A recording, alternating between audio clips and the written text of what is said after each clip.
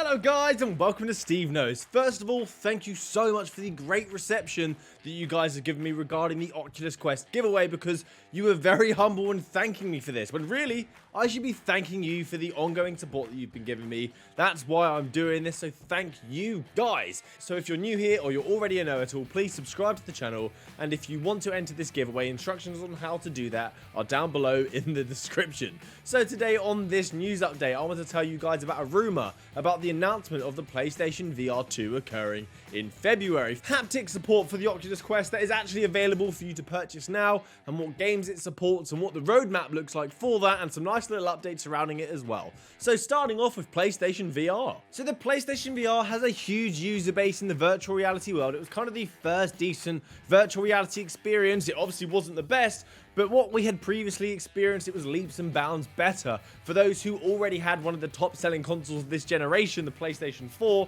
and it was a brand that we could trust, that we were familiar with, so it made virtual reality more accessible, and the numbers showed that, selling over 5 million headsets. Woo! But as virtual reality has been progressing with the likes of Oculus, Valve and HTC, the expectation has changed. Although Sony has some great features such as the design, it was very comfortable. The Quest is not. It was easy to clean as there was a face cover you could take off, so great for hygiene, and it had an incredible lineup of some of the best VR games that I had currently played to date. But since then, we have been seeing some downfalls in Sony's HMD, such as the additional unit, the hardware unit that you needed to play the game, the cumbersome setup, the tracking situation, the controllers not having analog sticks. It was using remotes that were around on the PlayStation 3, but it seems like we could see very soon if these issues were solved and what Sony is going to be bringing us next for their second generation of virtual reality. So as you may have heard, Sony are not attending E3 again this year, but a rumor has surfaced that they are going to be hosting an event in New York on the 5th of February that is supposed to reveal the PlayStation 5 and the second generation of Sony's PlayStation virtual reality headset. This could hold some weight because we've already seen Microsoft console, we're yet to see Sony's, and I want to see what this powerhouse has to deliver in 2020, and if these specifications and all the features that they're going to provide is going to translate into virtual reality horsepower, and hopefully they're going to bring a great library like they did last gen as well. We're already aware that they're supposed to be bringing eye tracking and wireless connectivity to their headset, which is a huge jump forward from what they've already got and what the current first generation of VR headsets have now. And another positive note, that the PlayStation 5 is supposed to be backwards compatible with the first generation of PSVR as well, so if you already own that headset, do not panic, you're still going to be able to play all the great games. But that does lead me to believe that they're potentially going to be using the same tracking, or that they're going to be releasing another set of remotes, and these remotes are supposed to be compatible with the PlayStation 4 as well. Otherwise, how else is it going to be compatible? Or are they just going to leave us with those awful Move controllers? Please comment down below, because I really would like to hear what features you would like to see in the next generation of Sony's headset. Because to me, it has to be those controllers. They're limiting the potential gameplay that you can make use of whilst wearing the virtual reality headset. And if PlayStation VR 2 drops the same time as the PlayStation 5, I'm going to be so broke during that launch. To let you guys know that the Quest is going to be back in stock on Amazon on February the 2nd. That's going to be a big day for me because I'll also be celebrating my 9-year anniversary. A dual celebration is going to be in order. So if you've been desperately trying to get one of these headsets, instead of going store to store, which they had recommended, going to the physical stores to see if they had any in stock, but you want to buy it from Amazon instead, you're going to be able to do so in a week. The 2nd of February is the expected date. They're going to have the 64 gig and the 128 gigabyte model in stock. I'll put a description down below for you guys to check out as well if you've been looking for a headset.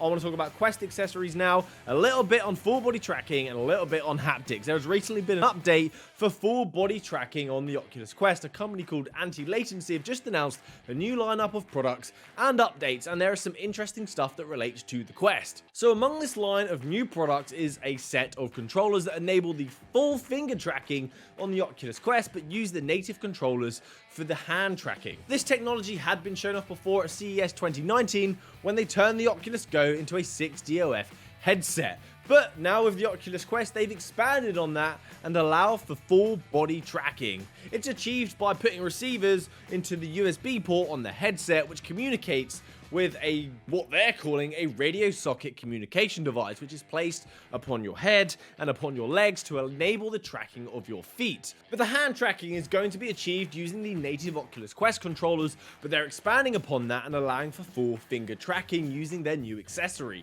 These new 6DOF remotes are called bracers, and they're combined with the existing controllers. They sit on top to enable the hand tracking, and then their accessory, the bracer, allows for the finger tracking. This product is made for enterprise use, but to know that it is possible to create an accessory combining it with the existing controllers to enable finger tracking, which is something that Valve is already doing.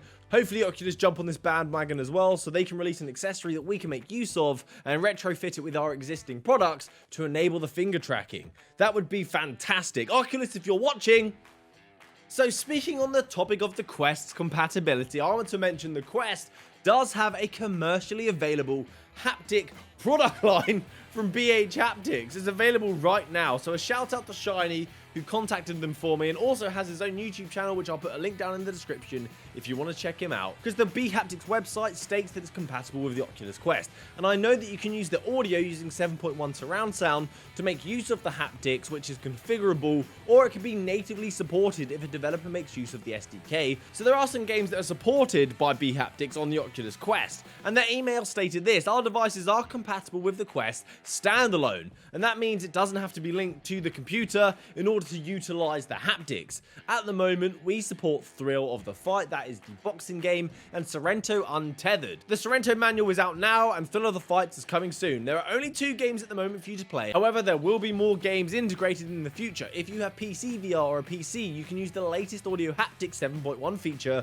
which is configurable audio, which I already mentioned, to play games, to listen to music, watch movies. So this is a media haptic machine. That sounds awesome. You can use this for standard PC gaming, playing Call of Duty, get shot and you can feel it, watching a movie and you can feel it, playing music, you can feel it. Imagine playing Beat Saber and you can feel the rumble on the haptics that you're wearing in your chest. They then responded back again with more information, with an FAQ section here that states 5 more games are going to be supported in the first half of 2020, and then a table that states all of the fully supported games that they have in their system that can currently be used, which you can see here.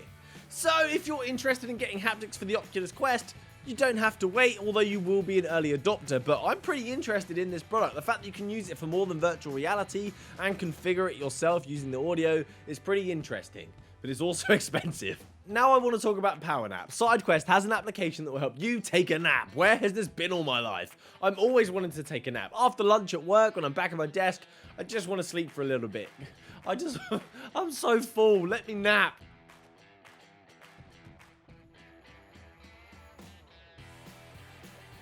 This application is from Future World Studios, and it provides you with external, natural sounds that allow you to be taken out of the stressful world that you're in. You will also be lulled to sleep, and then woken up again softly when it's time for you to get up, thus ensuring you are fully charged for the next section of your day. It's recommended that you're supposed to take a nap between 1 PM and 4 PM. There is soothing music, different environments for you to enjoy, and you can configure it yourself depending on how long you want your nap, how you want to be woken up. It sounds random, I know, but this is something I might use. I recently fell asleep in the cinema, but as I was waiting for a film to start, because there was nice soothing sounds at the very beginning.